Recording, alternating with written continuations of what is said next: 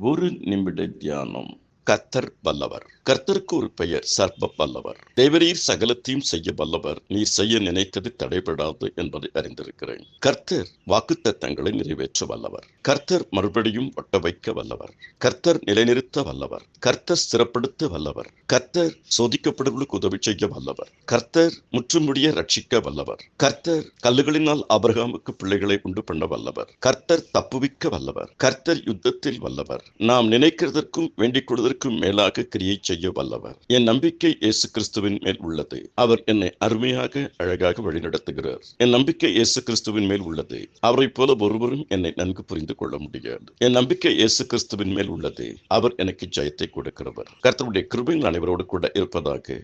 ஜெபியுங்கள், துதியுங்கள், நன்றி அறிதல் உள்ளவர்களாக இருங்கள். வேதத்தை வாசியுங்கள், தியானியுங்கள், கீழ்ப்படியுங்கள், நன்மை செய்யுங்கள், ஆசீர்வாதமாய் வாழுங்கள். தேவ கிருபை உங்களை ஆள்வதாக. ஆமென்.